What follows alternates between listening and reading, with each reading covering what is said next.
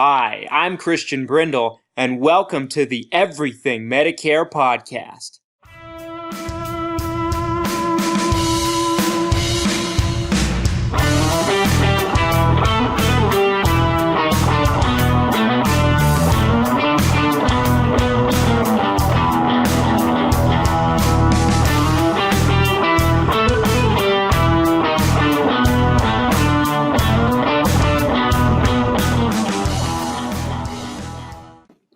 What's up, Everything Medicare Podcast Nation? This is Christian Brindle, wherever you are and however you might be listening. Thank you for joining me today.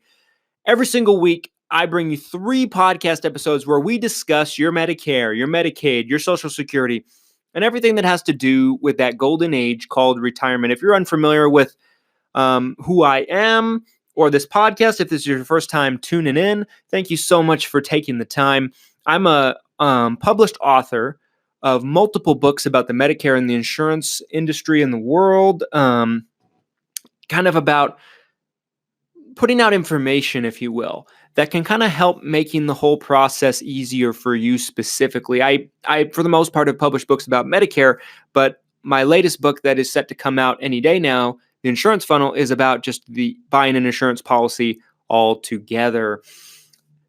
I own a company called Christian Brindle Insurance Services, just located outside of Salt Lake City, Utah. And we work with people in various different states: Utah, Idaho, Colorado, Texas, South Carolina, Florida, and Oregon. Again, that's Utah, Idaho, Colorado, Texas, South Carolina, Florida, and Oregon. And ever since I started this podcast, we've kind of taken an approach to pull the curtain back, if you will. And I believe that's what a majority of our audience has kind of liked about the podcast, is because I think in order to truly understand what you need to do as far as making a good selection with your Medicare health plan, whether it be Medicare Supplement or Medicare Advantage plan, or maybe even Medicare Part D prescription drug plan, or maybe even an ancillary product like a dental vision hearing plan. I believe in order to really make a good selection, I think the more you can know about the inner workings of the industry, the better. Of course, we try to only put out information that we feel is going to be relevant to you. We don't want to put stuff out there that's going to be just completely irrelevant and serves no purpose or value to helping you make a better informed decision. We just don't want to bore you or put out, fluff information just to put information out there.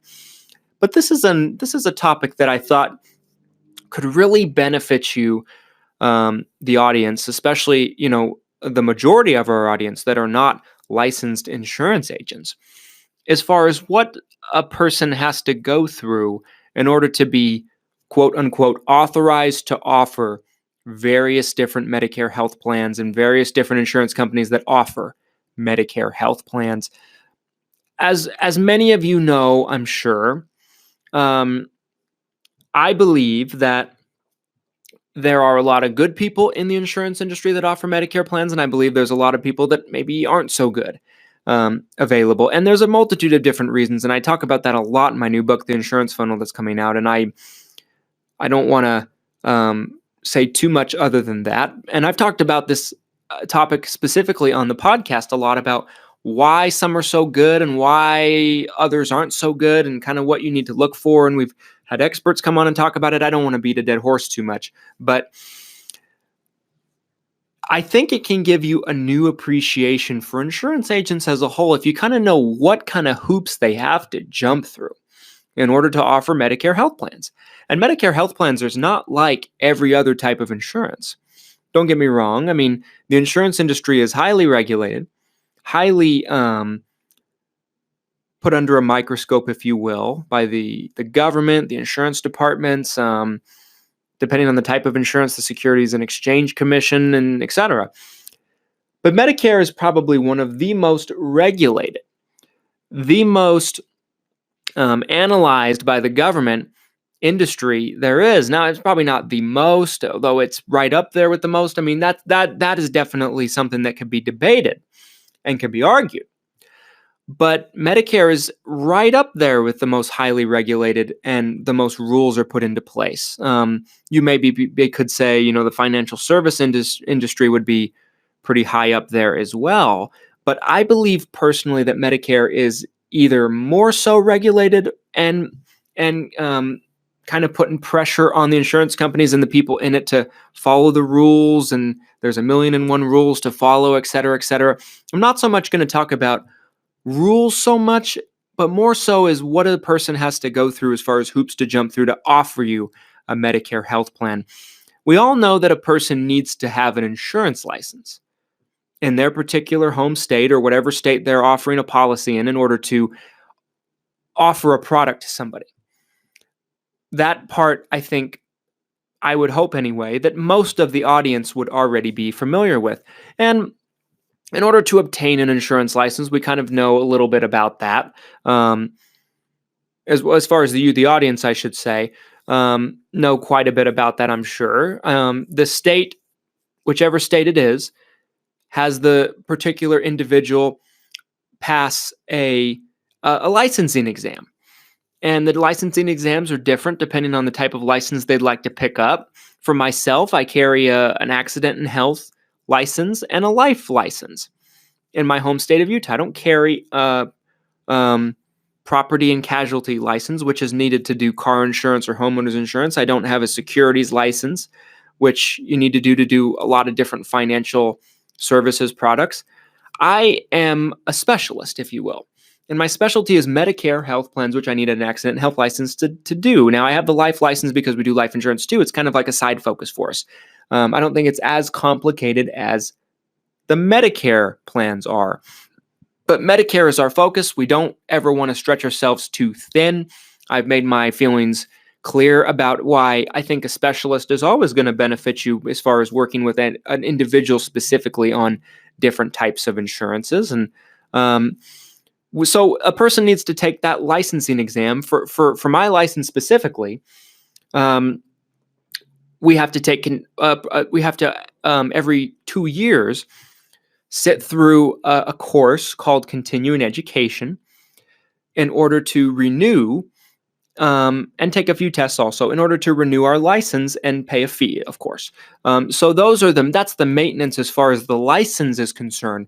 But the Medicare industry as a whole, in and of itself, folks, has all kinds of rules and regulations on top of that in order to let a person or an organization, I should say, represent a particular insurance company.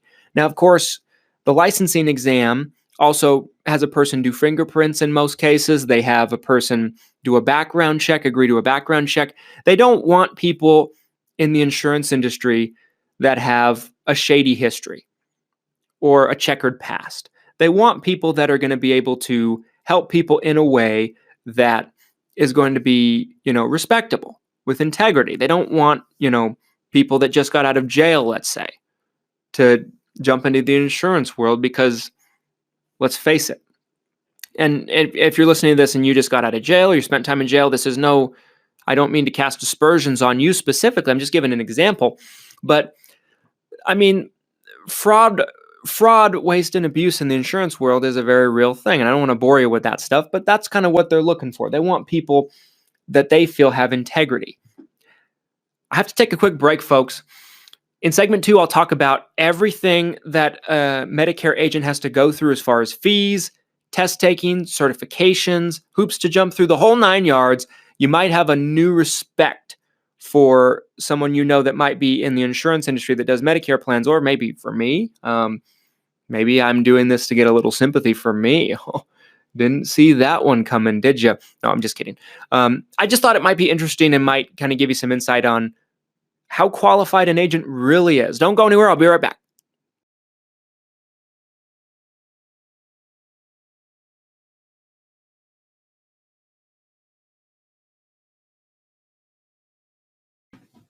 Welcome back, everybody. Thanks so much for sticking with me through that break. If I seem a little lower energy today than I normally am, it's because my daughter's 9 months old now, Violet.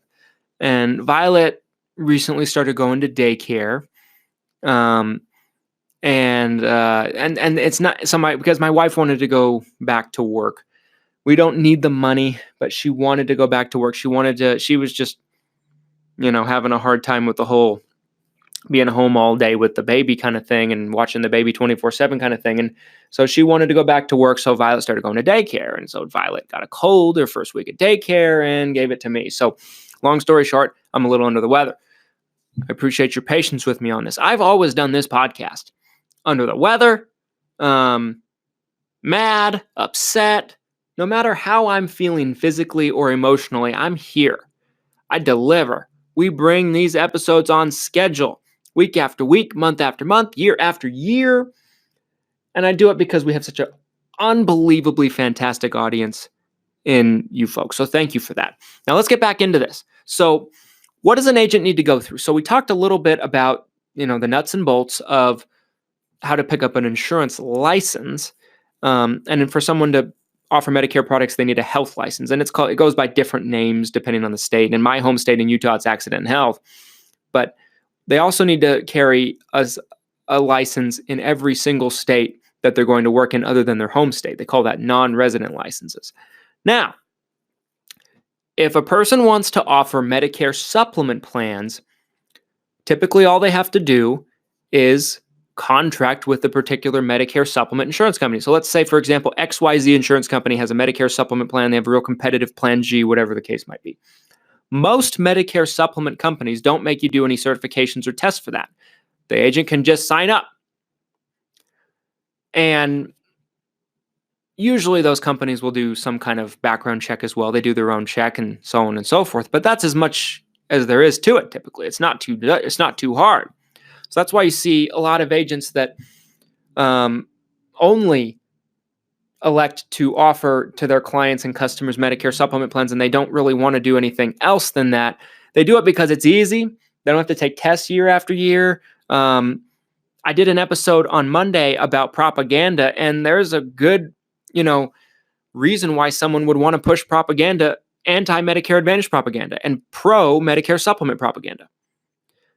I fall right in the middle of the cornfield on this, on the Medicare supplement, Medicare Advantage thing. Of course, I leaned more towards Medicare supplement if you had a gun to my head, but I believe that both have a place and both, are good for certain individuals based on their needs and preferences. But there's an example for you. So Medicare supplements, it's not too hard. Medicare Advantage plans, on the other hand, and Part D prescription drug plans as well, are a different animal. So let's start with Medicare Advantage. Medicare Advantage plans require, most Medicare Advantage plans, I should say, require every single agent to take a test every year through an organization called AHIP. AHIP stands for America's Health Insurance Plans. Google it if you're interested. The definition, according to their Wikipedia page, is America's Health Insurance Plans is an American political advocacy trade association of health insurance companies known for certification of Medicare Advantage and other health plans governed by CMS, which of course is the Centers for Medicare and Medicaid Services. So in a nutshell, it's an organization that does certification testing for brokers. Typically, a broker has to pay a fee. It's probably, in most cases, anywhere between $125 to $150 a year to take this test. They have 3 tries to take the test. It's usually, I think it's about 50 questions, and the agent has to score 90% or above. If they do not achieve this within the first 3 attempts, with most of the Medicare Advantage insurance companies, they cannot offer their products for the remainder of the year. They can try again next year. So, and the AHIP test is a tough test. I've known people that have been in the industry for a long time. I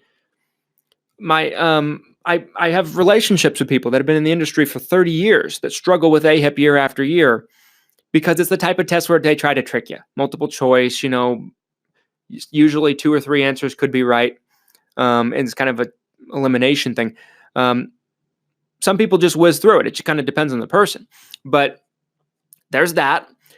Now, once AHIP is completed, the particular insurance companies, let's say XYZ Insurance Company, again, for an example.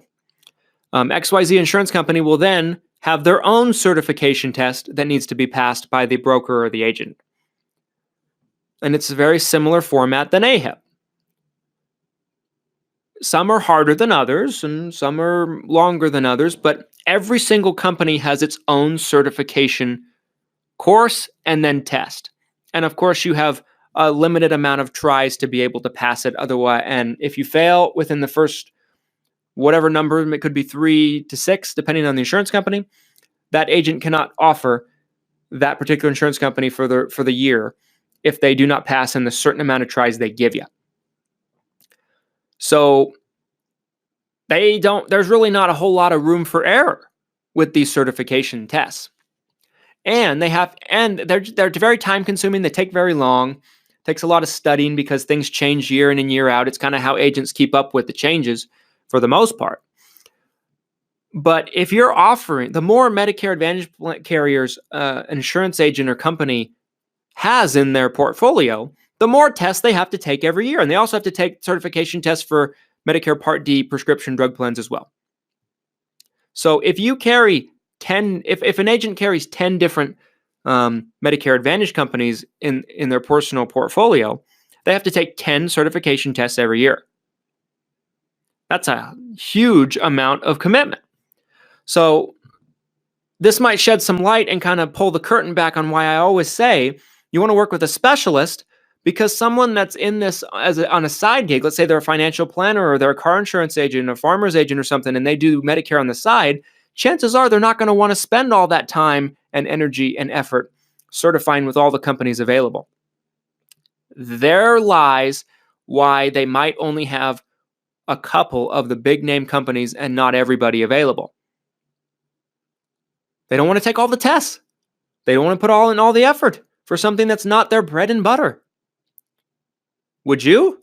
I wouldn't. I wouldn't want to pick something up that's not my bread and butter and take 15 to 20 tests for it every single year. You got to think about this kind of stuff.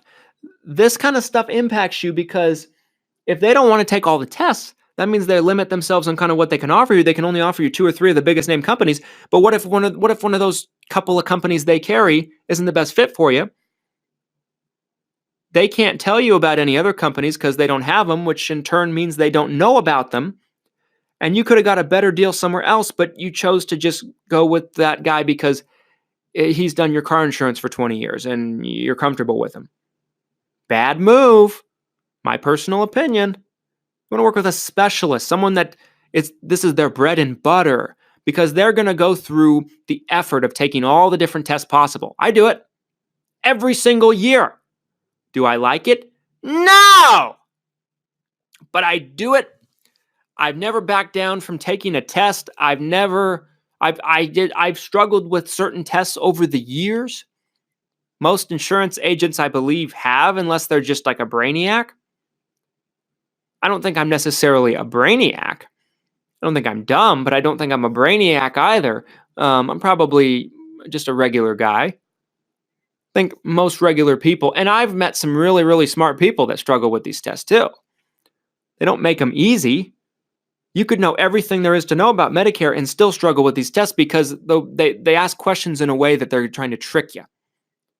Heard a lot of people say this over the years. They're trying to trick you.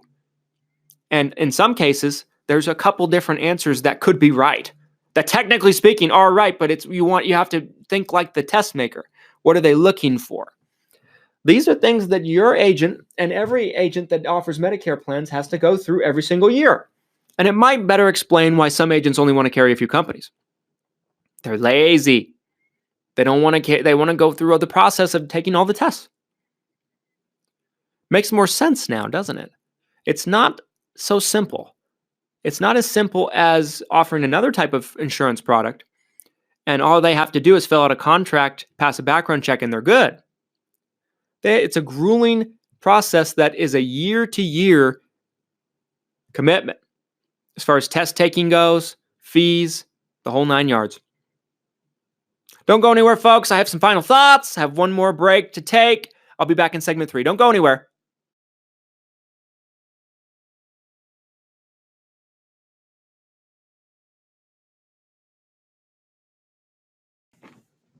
Welcome back, everybody. Thanks so much for sticking with me through our third and final break. And I hope if this episode does anything, I hope it doesn't bore you, of course, but if and nothing else, I hope this episode kind of sheds some light on why some agents don't want to carry all the companies.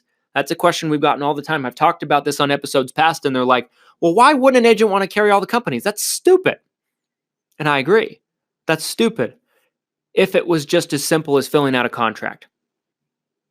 If that's all they had to do, every agent would want to carry every company. It'd be easy. But the process they have to go through, the hoops they have to jump through with all of these different tests, it might make sense to you why an agent that's doing this part-time or an agent that this isn't their specialty, it's not their bread and butter, might think they're okay. I'll be fine just picking up a couple, big name insurance companies and leave it at that. The people, there's no one that suffers more when someone does that, when an agent does that, than you, the consumer, because they're limiting their clients' choices, whether they think so or not. I think so. But it might shed some light onto why they do that. There's a reason for everything. If you pull back the curtain on anything, there's a reason behind it, and there's your reason. And I hope, if nothing else, if you're a client of ours, or let's say you're a client of another organization and you like them, might give you some new respect for kind of what they need to go through to be able to offer these programs, and at least take comfort in knowing that there's a year-to-year process as far as being certified. Every time there's a change, year in and year out, they have to be able to pass it on a test in order to offer these particular insurance companies. Remember, it's a test for each specific insurance company. Every test is different. Some tests are easier than others. Some are harder than others to pass. Some are more extensive and lengthy than others. But that might give you a new appreciation for us Medicare agents. Thanks so much for listening, folks. I'm going to cut this one short because my throat's starting to act up. I can feel it. I got a cold from my daughter, like I said.